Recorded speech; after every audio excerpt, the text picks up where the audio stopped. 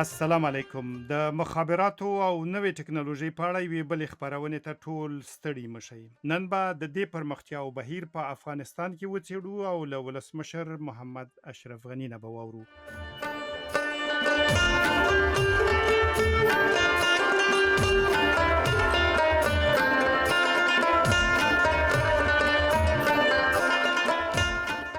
در این برنامه زیربنای ارتباطات در افغانستان به تفصیل مورد بحث قرار خواهد گرفت. من داوود جنبش هستم. آقای دکتر غنی به برنامه دیگه خوش آمدید. بسم الله الرحمن الرحیم.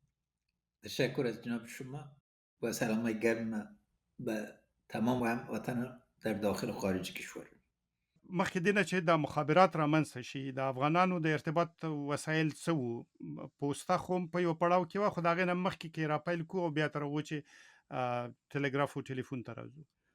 یوه وسیله قافلې وي، ځکه زموږ لوی ښارونه ټول یو بل سره او بیا ګاونډي هېوادو سره تړلي وو او دا قافلې په دوامداره توګه راتلې، مګر عمده ستونزه د ژمي هوا وه چې واورې به زښتې ډېرې وې او داسې اوقات به کېدل چې کابل 3 میاشتې یا 4 میاشتې به له ارتباطات نه پردی او امکانات به نه وو. د هغه په څنګ کې کوچني حرکات وو، خاصتا هندوستان ته هر کال زرها نفره تلل او دغه حرکت و چې په پیړیو کې په دې بدل سو چې خاصتا د پښتنو لومړی دولتونه او امپراتوریګانې په هندوستان کې منځته راسي. تر 100 کاله په حدود د 80 کاله پورې دلته حاکمه طبقه وه او پس له هغه نه حرکات موجود و او دا سلسله یوازې هندوستان سره نه وه، بخارا سره تر نژني نووګراد د روسیې او همدا رقم ایران و عراق سره ارتباطات موجود و. دا ارتباطات کم له کمه 2.5 زره تر 3 زره کاله سابقه لري او اسکندر چې افغانستان ته راغی مخکې له دې نه چې دی لاړ شي، د مثال په توګه د پنجشیر درې نه و دې نه تیر شو، د پنجشیر درې نه لاړ اندراب و دې ته ځینې لیکنې موجود دي چې دلته یوناني ژبې افراد مخکې موجود و چې هخامنشي دوران کې دې کې راغلي وو. نو یو دا ده. بله داخل د دې کې چې وګورئ لوګی باندې همیشه د ارتباطاتو په اساس استفاده سوې وه، خاصتا له کابل نه تر ګردیز و خوست پورې چې وګورئ دا وسایل موجود و او لا ما په یاد دي چې ما په کوچنیوالي و دې دوران کې په د غرونو په سر کې د تپو سر کې دا سلسلې لا موجوده وې. له بده مرغه یعنې ټول کیندنې په دې توګه ونیسو. ډولونه یوه بله لاره وه، ځکه د ډول په آواز کې خاص رمزونه وو، هغه شی چې پښتو کې ورته چغه وایي، چغه چې به وسوله دا په ډولو به وسوله او ډولونه چې به په یو رقم ویل کېدل د هغه په اساس باندې به ولسونه ټول سول، یا به اشر ته راتلل یا به دفاع ته راتلل یا به جګړې ته تلل او غیر له هغه نه مختلفو امپراتوریګانو کې مخکې له مغول دورې نه او خاصتا د مغول دورې کې سیستم د چاپار موجود و چې د اسونو سلسله وه او دا به ډېر په چټکتیا تلل او اوسط توګه 20 کیلومترو کې به دوی اسونه بدل کړل او دوامداره به تلل. د مغولو په دوران کې چنګیز خان د دورې د مغولانو په حکومت کې منګولستان نه راغلي دي، دا سلسله ټول مرکزي آسیا، چین او جنوب غربي آسیا په یو نظام کې تړلی او هلته کاغذي پیسې موجودې وي، نو یعنې ډېر لویه سلسله د ارتباطات وه. بله برخه د دې تجارتي برخه وه.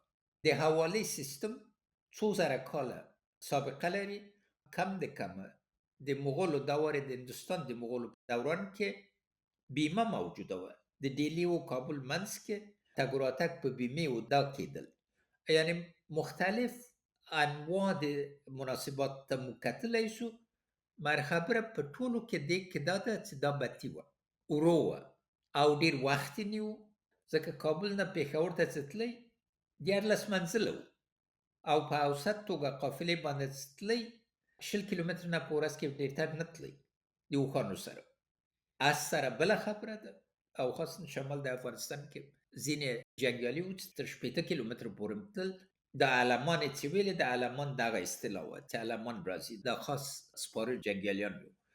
په عمومي توګه مرکز و پلازمینې د دولت او ولایتو په منځ کې یا د امپراتوري منځ کې او نیمه مستقل دولتونو په منځ کې چې د هغه اجزاو ارتباطات زمانگیره وو او اوازې به خپرېدې او خلکو به په اوازو باندې فیصلې کولې. څه قیمتونه وو، څه سیاسي حوالات وو، څه امنیتي برخې وې، همیشه ابهام سر و کار درلود. تا بالاخره به زمان امیر شیر علی خان در سالهای 70 قرن 19 می رسیم که پست ایجاد میشه و بعد از او آهسته آهسته وسایل دیگه در کشور ترویج میشه. قبل از این کفتر یک وسیله عمده ارتباط بود. کبوترها خاصتا تربیه می شدن که بتانن پرواز کنن و کبوتر یک ظرفیت عظیم داره که از نقطه که رها میشه پس میگرده و تربیه شده میره بر سر. چشم خودم دیدیم که از لوگر تا کابل داخل ما دوباره میمده. کبوتر هم یک وسیله اساسی ارتباطات. اما امیر شیر علی خان اولین زمامدار افغانستان است که ما اطلاع دقیق داریم که سیستم پوستر رواج داد. در زمان امیر عبدالله خان کارکنای خارجی از این نیزه خاص داشتن و میگشتن در طول راه تمام کاروانسرایا و تمام اراکین دولتی بر از اینا کمک میکردن، اما زمانگیر بود و اکثرا بین کابل و پشاور ماها میگرفت که یک پوسته انتقال داده شد و خبر دوباره به. فکر کوم په ځای به چې د سراج الاخبار یادونه بیا وکم چې محمود طرزي د خپل خبرونو د زړوالي په توجیه کې وایي چې زمون خبرونه لږ تر لږه یوه میاشت زاړه ځکه چې هند ته چې را رسیږي یوه اونۍ یا دوی په تیریږي، بیا چې پېښور ته را رسیږي دغونه وخت په تیریږي، بیا چې تر موږ راځي بیا وخت په تیریږي، تر هغو چې یې چاپوم نو زمون خبرونه زاړه دي او هغه ګیله کوي که ټلګراف مو درلودی دا حالت به نه و. او تلگراف موږ ځکه نه درلود سیاسي فیصله وکړه. په دوم افغان انګلیس جګړې کې انګریزانو تلگراف هم کابل ته راوړی او هم قندار ته یې رسولی. پس له دې نه چې دوی عبدالرحمن خان سره موافقې ته ورسېدل، عبدالرحمن خان د تلگراف موزیم پرې کړل او دې اجازه یې ورنه کړله چې دا راسي. تلیفون په برخه کې دریځ د ایوب الله خان فرق درلوده، اما هغه باندنی ارتباط لپاره نو داخلي شبکه وه چې د کابل دوایر، کابل و جلال آباد، کابل و پغمان او کابل و جبل سراج سره په لومړي برخه کې تړلي وو. و شاید هم تا پایان ارتباطات تلفنی در می حدود باقی مانده تا پایان دوره امیر حبیب الله خان، اما آغاز از زیر دقیق من نیافتم.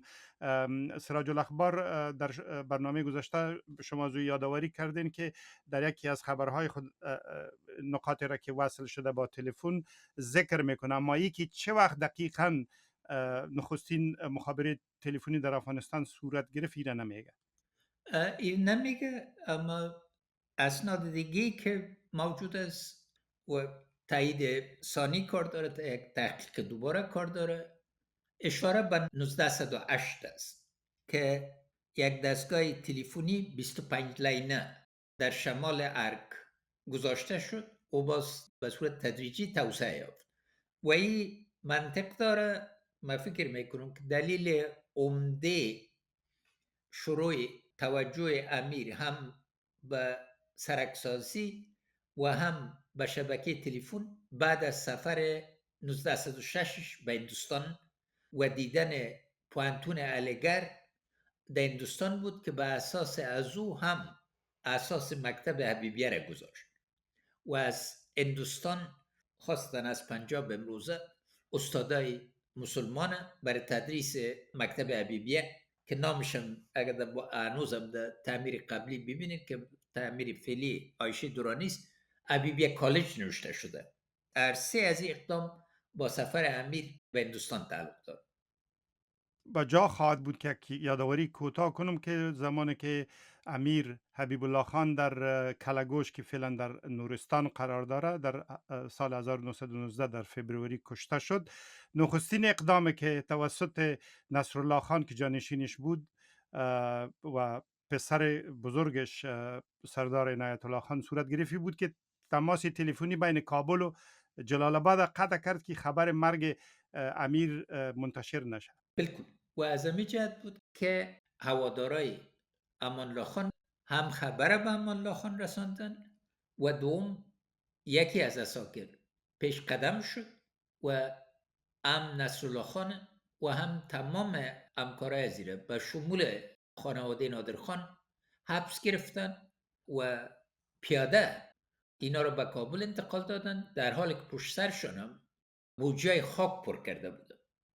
و باز امان الله خان بود که خانواده نادر خان و شخص نادر خان بخشید و دوباره د حکومت او. دم یو زمینی خبره و چې د ټلیفون د مسلې په یادولو کې را یاد شو. مننه چې تاسو نور جزئیات هم کې ور اضافه کړل. بیا چې امان الله خان دورې ته راځو، ټلیفون نور وده وکړله، نورو ځایونو ته ورسېد او په عین حال کې رادیو له ډیرو نورو ګاونډیو هیوادونو ډیره مخکې په افغانستان کې تاسیس شو. رادیو هم راغله او تلیفون 1200 لاینو پورې ورسېدله او په دې باندې پیګو وخت چې جنرال غلام نبی خان چرخی چې د افغانستان سفیر په ماسکو کې برته راغی چې ایب الله کلگانی سره وجنګیږي.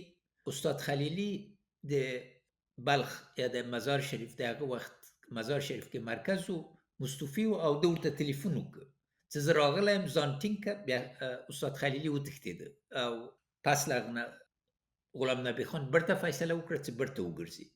نو دا ټول حوادث ته اما سیاسي له نظر نه خاصتا د سردار ماداشم خان د صدارت اوږده صدارت په دوران کې و چې تلیفون شبکه وسیله د دې سوله چې دی له ټول مملکت نه په ورځني توګه معلومات واخلي او اکثر والیانو ته به د خپل تلیفونچانو په وسیله باندې اوامر صادرول. هغه برخه کې د خبر رسولو ډیره ټینګه وسیله تلیفون شد. نقش تلفن و مخابرات در حکومتداری را یک سوال علیحده میپرسم. در سکتور مخابرات ما تا که به زمان صدر اعظم ماداشم خان میرسیم و بعد از او حتی کدام کشورها نقش بزرگ داشتن که این توسعه پیدا کنه؟ اول چکسلواکیا بود، چون در اینجا نقش آقای زابولی رو میبینین مثل همیشه وارد در بخش اقتصادی که انجینرهای چکسلواکی در بین دو جنگ جهانی بیکار بوده و آقای زابولی یک قسمت زیاد از اینا رو از که امپراتوری سابق آستریایی بود استخدام کرد. بعد از او شرکت زیمنس بود. این دو نقش اساسی در توسعه مخابرات داشتن که به 5000 لاین رسید و قسمت اول از در پهلوی پل باغومی که وزارت سابقه مخابرات بود گذاشته شد. بعد از او یک قسمت از این نزدیک به هتل کابل یک مرکز دیگه بود و مراکز دیگه که با وجود آمد و همچنین در شهرهای مختلف توسعه داشت. تاسو د محمد هاشم خان د صدارت وخت اشاره وکړه چې هغه د ټلیفون له لارې تقریبا حکومت کنټرولاوه.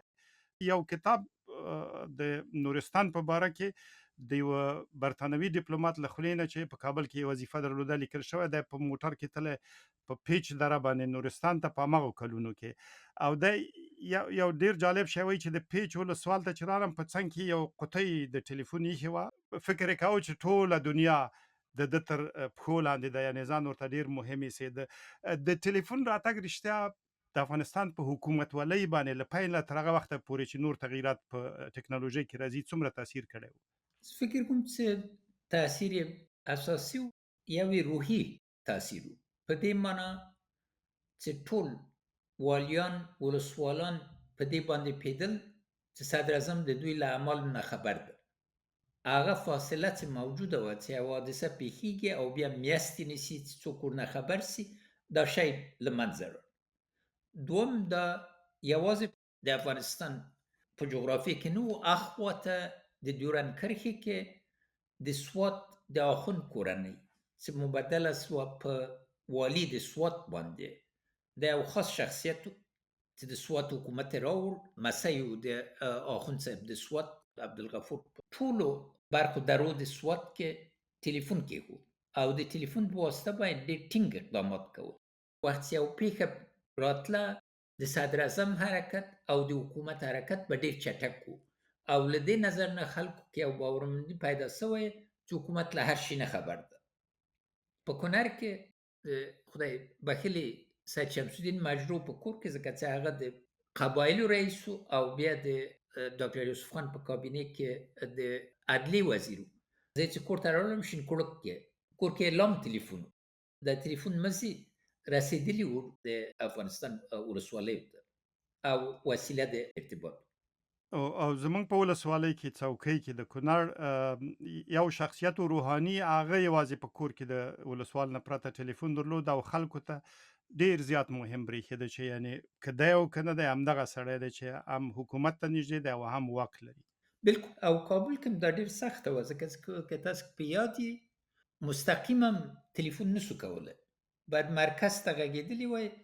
د مثال په توګه که ټلیفون هم یو نوي وای او 7 هم په کار و، باید هغه ته هم ټلیفون کړی وای چې 7 مې په کار ده، بیا به هغه رخ کړی او په منځ کې به یې تاسو ټولې خبرې ته هغه غوږ نیو. ټلیفون مزي ته انتظار ډېر زیات و او دا یوازې په افغانستان کې نه و، فرانسې کې 15 کاله یا 10 کاله به م یو لاین ته انتظار باسه. امریکې کې بالعکس و، ځکه چې یو انحصار و چې AT&T شرکت یې ورته ویلې، هغه به ټول امریکې ته ټلیفون ورکاوه او ټولو ته به چې له اروپا نه یا له افغانستان نه یو بل ځای نه تلئ، دا د حیرت خبره به وه چې تاسو غوښتل ټلیفون هم غوښته او دومې ورځ کې به د ټلیفون لاین درکاوه. اما لا هم هلته ټلیفون ګران و. امریکې کې د 70 لسیزې په ختم کې لا هم خاص ساعتونه و. د مثال په توګه که له نیویورک نه کالیفورنیا ته ټلیفون کوو، خاص ساعتونه و چې قیمت یې کته و او له امریکې نه باندې ټلیفون کول ډېر ګران و. در حالی که تلگراف خب شکل ابتداییش انگلیسا در سالهای 70 در افغانستان آوردن، اشاره شد که بعد از او عبدالرحمن خان او را از بین برد، اما تلفن زود آمد، رادیو هم زود آمد، اما تلویزیون دهها گرفت تا بالاخره در زمان ریاست جمهوری محمد داود خان، وقتی که ما محصل پوهنتون بودیم، ایجاد شد و یکی از خاطرهای خوب ما ای بود که بالاخره یک جای پیدا شد که در او به عنوان ژورنالیست آینده کار کنیم. چرا چنین بود؟ زیربنا کشور کوهستانی است، ایجاد شرایط زیربنا دشوار بود و همکاری بین‌المللی کار داشت که این شرایط وقت زیاد گرفت. طرح از طرف مرحوم مینوال ایجاد شده بود، اما بعد از اینکه او از حکومت استعفا کرد، تعقیبش به صورت جدی صورت نگرفت تا بالاخره در دوران ریاست جمهوری داود خان جامعه عمل پوشند. اما در او وقت هم اگر یادتان باشه در شمال افغانستان دسترسی به تلویزیون موجود بود.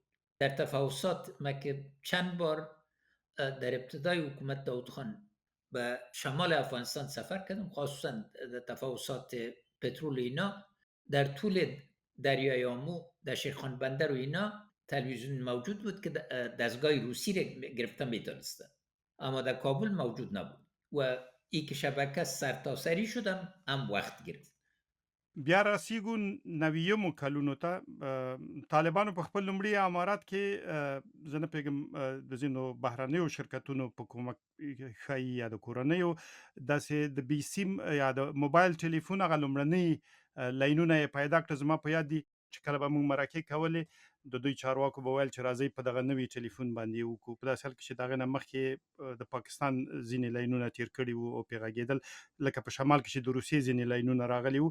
خو کله چې د 21مې پیړۍ په پیل کې په د لومړیو کلونو کې د طالبانو امارت ړنګ شو، نوی جمهوري حکومت راغی، دی د دې په ځای چې لایني ټلیفونو ته لاړ شي، سیمدار او سیموالو ټلیفونو ته، بي سیم یا موبایل ټلیفونو ته یې مخه کړه. ولې داسې شو؟ لومړی برخه دا وه چې د هغه شرکت چې پانګه اچوله د بیات شرکت و چې یو ډېره وړه دستګاه د بي سیم راوړې وه د طالبانو په دوران کې، او بیا پس ته دغه د افغان بي سیم شرکت باندې بدل شو. چې یو لوی شرکتونه ده.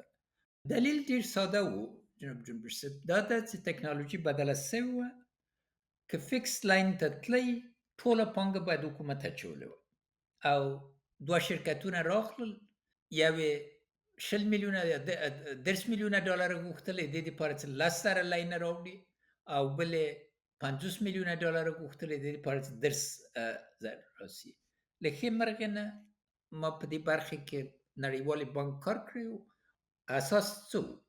خصوصي پانګه اچول، ټول ولس ته خدمات وړاندې کول، او په عین حال کې حکومت ته د عوایدو منبع برابرول، او دا درې واړه کاره په بیسیم باندې وسو، او تاسې ولیدل چې ډیر زر 20 میلیون ته ورسېدی، او په عین حال کې هغه لرې ځایو ته چې خاص غرني شرایطو دا و، یو صندوق برابر سو چې د عایداتو نه یو هره کمپنۍ چې راځي د هغه په اساس کې به دوی له هر میاشتې په اساس باندې به یو خاص برخه یې ورکوله چې دا صندوق کې، او هغه صندوق منځ کې کافي پیسې برابر شولې چې خدمات پراخ سي. دا فرمول په واضح توګه نتیجه ورکړله چې پس له هغه نه بیرته راستلی فایبر نوري شبکې ته، فایبر نوری شبکه که بیا حکومت پانگه واچو. وقتی که تلفن موبایل ما مخصوصا بعد از او که تلفن‌های هوشمند به کشور رسید و تقریبا به هر خانواده راه یافت، تاثیر از این بر زندگی افغان به صورت عمومی چی بود؟ هم تاثیرات مثبت داشت، هم معلوم دار تاثیرات منفی. تاثیرات مثبت از بود که تمام کشور به یک شبکه مخابراتی واضح بدل شد.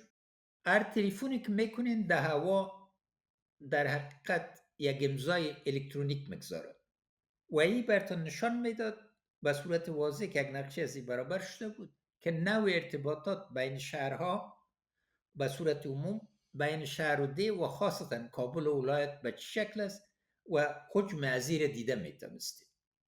قسمی که قبلا در بحث گذاشتم خدمتتان عرض کردم، دلیل مایی بود که مردم افغانستان ترجیح دارن که با هم ارتباط داشته باشن. بنابراین وقتی که با کمپانی روشن صحبت میکردیم راجع به سرمایه گذاری اینا، بررسی از اینا بود که افغانستان از 400,000 مشتری زیادتر نخواد داشت و عوام حداقل 4 سال خواد گرفت. در 4 ماه تعداد کسایی که درخواست دادن از 400,000 زیاد شد و بعد از اون شرکت افغان بیسیم آمد با این شرایط. عوض سفر تلفن وسیله ارتباط برابر کرد که این تاثیرات نهایت زیاد داشت و از طرف دیگه انحصارش شکست. بعد از این تلفن انحصار یک قشر خاص نبود و قسمی که در کنر گفتیم کسی دیگه مطرح نبود که من تلفن دارم و دیگه تلفن ندارم، تلفن عام شد از نگاه ارتباطات اقتصادی، اجتماعی و غیره. نقطه منفی یکی بود که مصارف ازی در خانواده بودجه خانوادگی را تغییر داد. هرچی امکاناتتان کمتر بود، مخصوصا فشار جوانا بر از اینکه بتانن تلفن داشته باشن و بعد از این ارتباطات از یک فشار سر خانواده بود.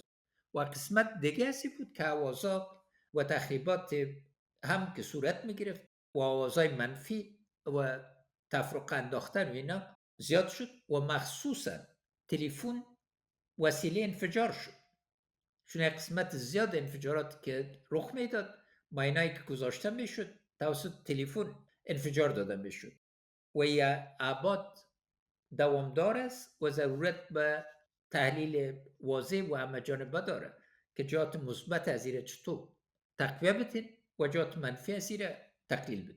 یک جنبه بسیار بسیار کریه استفاده از تلفن باجگیری های جنسی بود که برخی از فرصت طلبا به خانواده ها را می یافتن، صدای دخترای جوان ثبت میکردن و باز میخواستن باجگیری کنن.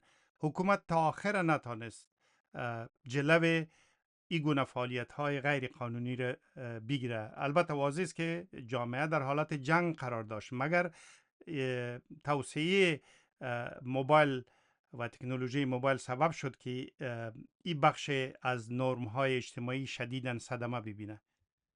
افتان بجاسته، مگر مسئله تلفن و اینا جدید نبود. در محدودیت تلفنی که در زمان آل‌حضرت 10 سال دهه دموکراسی و دوره جمهوری داود خان مسائل موجود بود، منتها مقیاس و میاد اخلاق سیاسی را جامعه مدیریت میکنه و حاکمیت قانون دولت بدبختانه با نقش بسیار بارز جنگ سالاران حاکمیت قانون زیر پا گذاشته شد و نهادهای عدلی ما ضعیف بود و این نقطه بجای است و همچنین فساد وسیعی که به وجود آمد و همه چیز که جزء بیت المال بود مال شخصی و وسیله استفاده شخصی قرار گرفت، فضای تخریبی رو به وجود آورد. او یوه بله موضوع په دې برخه کې دا ده چې مخابرات لکه معدنونه لکه سیندونه لکه نورې طبیعي زیرمې او ثروتونه د دولت ملکیت بلل کېده په ټوله شلمه پیړۍ کې چې څو زما په یاد دي.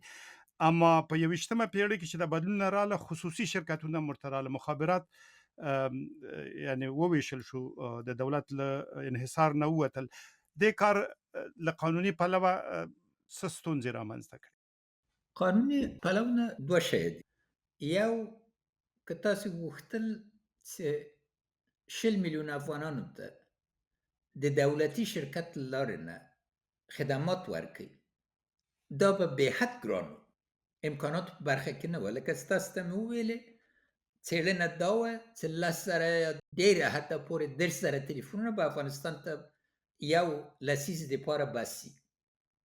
وقتی چې موقت حکومت جوړ سو او انتقالي حکومت، ټول عواید د افغانستان 200 میلیون ډالر وو، څه نه وو او ټول شی له منځه تللي وو او ګمرکات هم خصوصي سوي وو.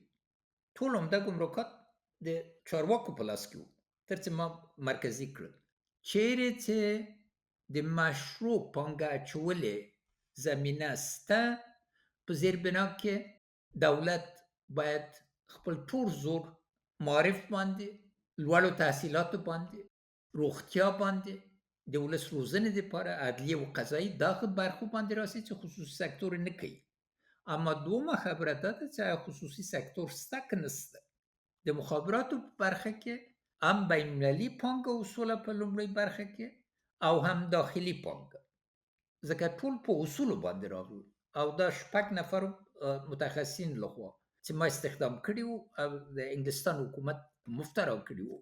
درېیمه یې دا ده چې خصوصي سکتور ساتنه، مراقبت او دوی اصولو ته ټینګول ظرفیت غواړي. دا ظرفیت نه و. دلته منفي او مثبت ملي فکر باندې باید توپیر قایل سي. منفي فکر دا ده چې که افغان نه یي خارجی نه استخداموي. هغه ملکونه چې وده یې کړې په منطقې کې او نورو کې دغه تفکیک یې کړی، یو چیرې چې ظرفیت نه یي او موږ ظرفیت له منځه تللی یو، خارجیان دې په باندې استخداموي چې ورته کار وکړي.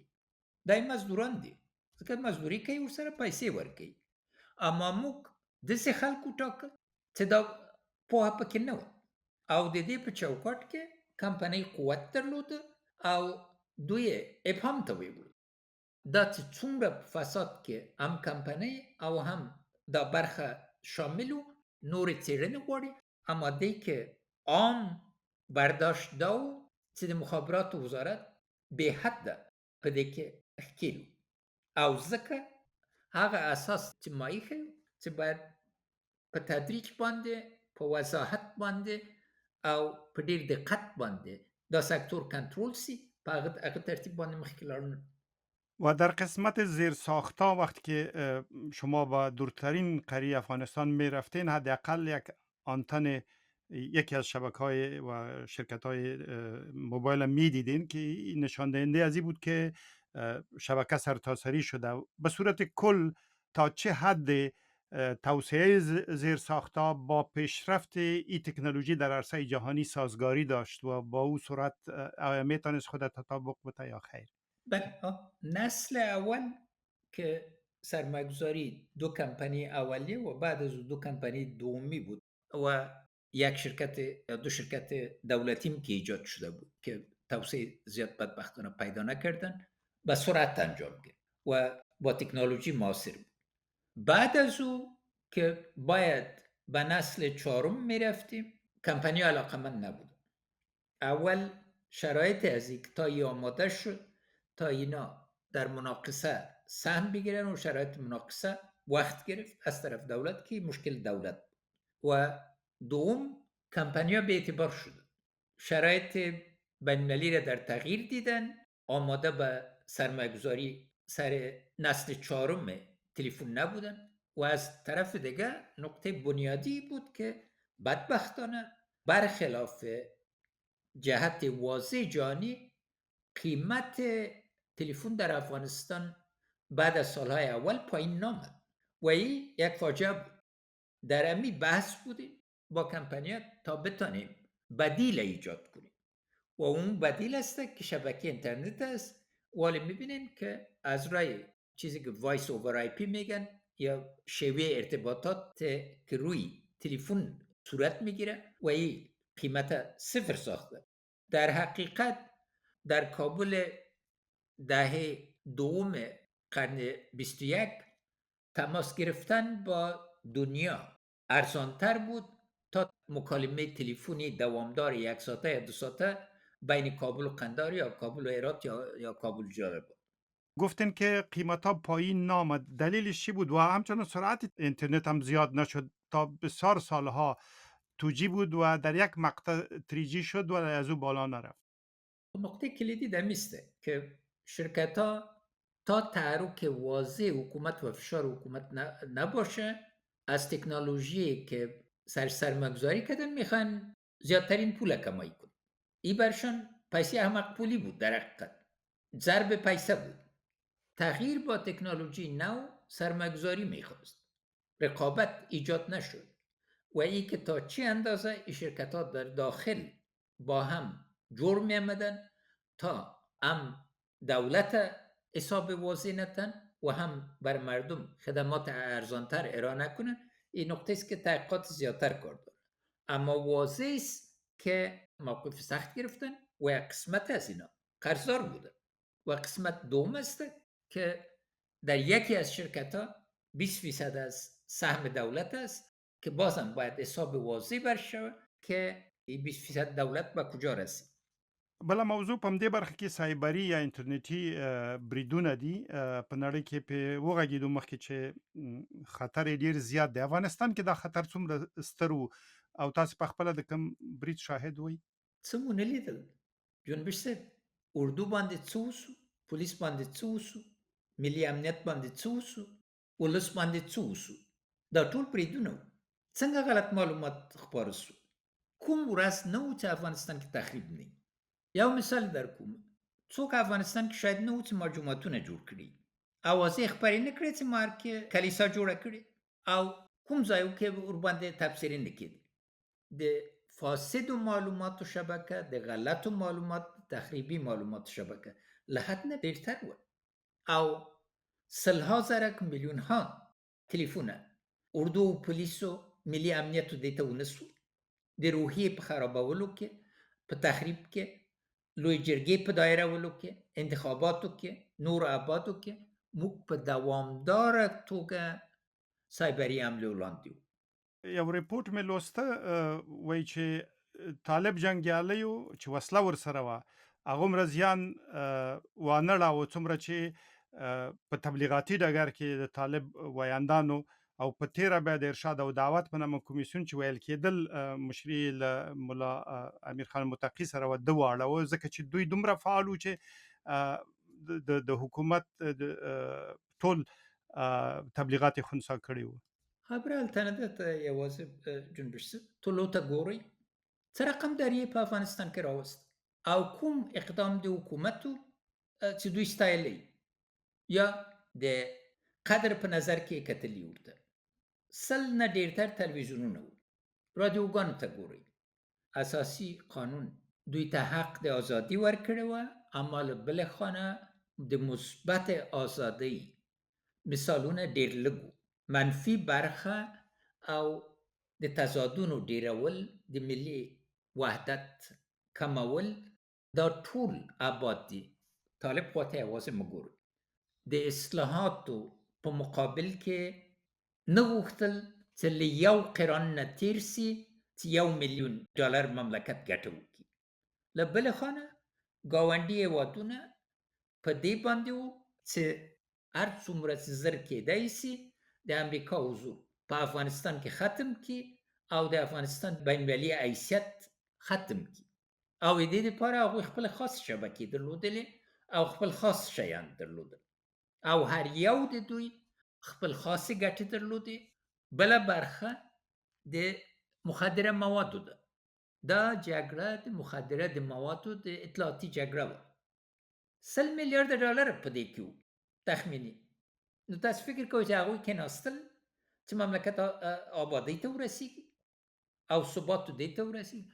ابعاد د دې فکر غواړي، ځکه موږ یوازې وو او ما خاصتا ټول تمرکز په دې کې وو چې څنګه وداني وکړم، څنګه سولې ته ورسیږم، څنګه ثبات ته ورسیږم او څنګه د وطن دوامدارې ګټې تامین کړو. او نورې په ابعادو چې خاصتا اخته وو په دې باندې 40 ساعته تخریب وکړي. دا یوازې طالبانو باندې تړل کافي نه ده، ځکه دا بار بار په افغانستان کې تکرار شوی چې داخل کې اجماع نه وي چې یو قوي، پیاوړی او د کار وړ حکومت غواړي، له داخل نه ملا یې ماتول. و حال که مسئله منطقه مطرح شد که به نحو دخیل بودن در مسائل، در قسمت مخابرات تا چه حد افقهای همکاری بین کشورهای منطقه و افغانستان به وجود آمده بود؟ انواع همکاری تدابیر گذاشته شد. اول شروع ما از ترکمنستان که پروژه بزرگ تپی به اساس بحثی که امروز رئیس جمهور محترم ترکمنستان انجام دادیم مبدل شد به یک کوریدور که در او کوریدور شبکه فایبر نوری زیاد شد. همچنین امروز تمام کشورهای همجوار به این نتیجه رسیده بودیم که هر یک از شوراهای ما در عین حال باید شبکه فایبر نوری وصل شود که هم با ایران، هم با ازبکستان، هم با تاجیکستان در این بحث بودیم. مهمترین بحث ما در این بخش با چین بود تا بتوانیم شبکه فایبر نوری را ارتباط بدیم و او دو را داشت. یک را طرح خط آهن 5 مملکت بود که از رای تاجیکستان و کرغزستان وصل میشد و افغانستان یک نقش کلیدی داشت و قسمت دیگه مارمدار کوریدور واخان بود که از نگاه خط آهن قابل توجیه اقتصادی نبود در شرایط فعلی، امید است در آینده شود، اما از نگاه شبکه فایبر نوری قابل استفاده بود چون انکشاف چین مطلق به واخان رسیده. عین ترتیب امر پاکستان هم در این بحث بودیم چون ما وسیله ارتباط همه باید باشه. از نگاه قمر مصنوعی همکاری بسیار نزدیک همراه هندوستان ایجاد شده چون خدمات قمر مصنوعی فراهم میشد و همچنین همراه قزاقستان. این دو کشوری بود که از نگاه قمر مصنوعی امکانات زیاد داشتن و ما آدرس خاص داشتیم که خدمات از یک شرکت فرانسوی خریداری کرده بودیم، اما استفاده ما به حد اقل بود عوضی که حد اعظمی باشه. و همچنین تمام شبکه‌های عمده انتقال برق از افغانستان، از آسیای مرکزی، از راه افغانستان با پاکستان و بعد از اونایی که مثل تپی واری بود به هندوستان شبکه‌های فایبر نوری رو در نظر داشت.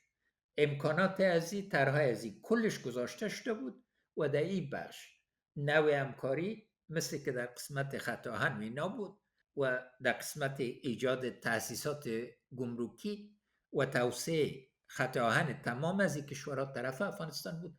پیشرفت قابل ملاحظه داره، یک تعداد بسیار خوب من فکر میکنم برای همکاری آینده ما ایجاد شد. په دې برخه کې د پخوانی شوروي اتحاد د پوځي حضور په وخت کې د شمشاد په نامه د سټلایټ د لارې د افغانستان د بیلابیلو سیمو د نښلولو پروژې ته اشاره وکړم. دا هغه وخت چې زموږ پیلوټ عبدالاحد مومند په سیوز سفینه کې پاس لاړ او د ځان سره قرآن شریف یې وړ او د هغه ځای نه بیرته په کابل کې له ولسمشر نجیب الله سره خبرې وکړلې. دغه هم د مخابراتو په برخه کې یو لوی ګام و په هغه وخت.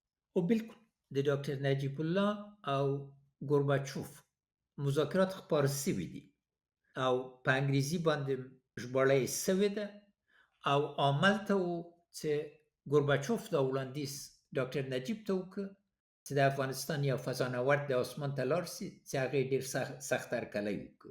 طرحه ډېره ښه وه ځکه چې د روسان د سپوتنیک له ابتدا نه په مصنوعي قمر کې کافي پرمختګ درلود او ما ټوله طرحه او دریځ مې دا ده چې باید افغانستان ټولو ګاونډیو سره نږدې یا لرې باید اسانه مناسبات منځته راوړي او له تیر نه تیر سو چې راتلونکی ورباندې ودرو او روسیه یو ډېر لوی بازار ده موږ ته موږ تولیدات دپاره او دې دپاره چې هم یوه لویه برخه د افغان مهاجرین په روسیه کې ژوندي دي تحرک ایجاد کړی اقتصادي برخه کې خدای دې الله ډېر طرح بریالي ساتي له هېڅ نه یې پیل کړله امازانونه یې په پښو درول او روسي ژبې باندې او دوم دریم نسل موجود دی نو دا ټول د همکاري ده زه مصنوعي قمر برخه کې د دې پلوی یم چې موږ باید ټولو ګاونډیو سره سم مناسبات ایجاد کړو او ډېرترینه برخه واخلو ځکه چې راتلونکي خدمات خاصتا د پوهنې په برخه کې د روغتیا په برخه کې د کرهنې برخه کې او نورو صنعتي برخو کې به په اطلاعاتو تړلي او مصنوعی قمر په دې باید ډېر عمده برخه و در اینجا یک بار دیگه هرچند کوتاه باز به مسئله پرداخت ها از طریق تلفن موبایل برگردیم که در یکی از برنامه های گذشته مطرح شده بود و شما گفته بودین که اگر حوادث آگست 2021 رخ نمیداد افغانستان به این سیستم میگذاشت. تمام بعد از گذاشته شده بود. در ابتدای سپتامبر تمام معاشات پرداختش الکترونیک میشد. تا ختم 2021 ما به 5 میلیون تذکره برقی میرسیدیم و در سال 2022 به 10 میلیون که اساس بود و بعد از او هر طفلی که در افغانستان تولد میشد از ابتدا یک تذکره برقی میداشت و یک تذکره اساس تمام معاملات تشکیل میداد و به اساس از این بود که هم تعداد مامورین دولت میشناختیم هم پرداختار و پول فیزیکی در حقیقت محو میشد چیزی که چین به یک موفقیت بزرگ داشته و در چین تقریبا پول فیزیکی نهایت کم است اگر مطلق گم نشده باشه. تمام دکاندارای افغانستان هم به این سلسله وصل میشدن تا پرداختها به صورت واضح صورت بگیره و زمینه یک حکومتداری شفاف و معاملات بسیار سریع بین مردم و بین مردم و حکومت و بین سکتور خصوصی و مردم و دولت به وجود میاد. پیشرفت‌های دیگه هم در زمینه حکومتداری دیجیتالی صورت گرفته بود مثل توزیع پاسپورت و لایسنس و غیره. مطلق و هم کابینه به صورت دیجیتالی صورت میگیره و هم در زمان کووید تمام ارتباطات ما با ولایات توسط سیستم دیجیتالی صورت میگیره. کووید در تمام دنیا یک انکشاف عظیم آورد و ما در این بخش هم با دنیا هم قدم بودیم. معلوم داره امکانات ما روز به روز باید زیادتر میشد اما در او دوران ما تانستیم که با تمام ولایت به صورت دوامدار ارتباطات روزانه داشته باشیم یا هفته‌وار نظر به این که شدت مرض در کجا بود و اقدامات عاجل به چه شکل صورت بگیره. کنفرانس بزرگ کمک‌هایی که باید برای 3 سال تا سال 2024 صورت میگیره به صورت دیجیتالی انجام شد و یک قسمت کنفرانس‌های بزرگ منطقوی هم در زمان کووید ما به صورت دیجیتالی انجام دادیم. زه فکر کوم په دې برخه کې زما اساسي پوښتنې پای ته ورسېدې که څه کم ټکی فکر کوئ چې تاسې غواړئ چې مکس پې وکړئ اوس یې کولی شئ تر هغو چې زه خپله وروستۍ پوښتنه مطرح کوم.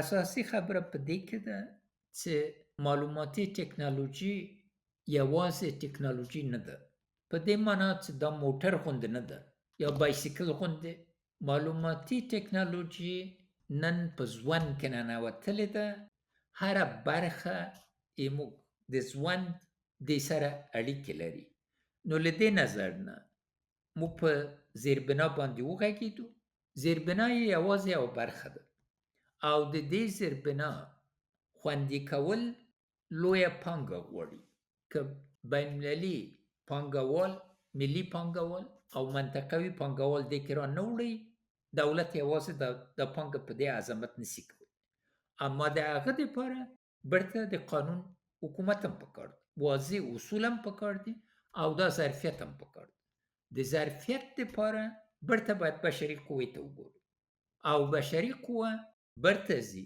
هم پوهنتونو ته هم لیسو ته هم مکتبو ته ځکه اوس له ابتدا نه له کودکستان نه دا پیلیږي تر پوهنتونو پورې او بل برخه د دې دا ده چې ټکنالوژي په چټکه توګه بدلیږي د نن وسایط 10 کاله پس له نن نه یا 15 کاله پس له نن نه به ونه پېژني وقتی چې لومړی کمپیوټرونه اختراع شول یو عظیم ګدام پکار و چې یو کمپیوټر وچلیږي د کولمبیا پوهنتون کې و په نیویورک کې اوس د 100 میلیونو کمپیوټرونو قوت په یو تلیفون کې ده او بله دا ده چې یا مصرف کوونکي د تکنالوژي یا په دې برخه کې راځي چې تولید کوونکي ته هم راځي او تولید د دې تکنالوژي فکري ده د فکر خاوند که ونه اوسئ بیا مصرف کوونکي باندې بدلیږي نو ضرور ده چې دې دپاره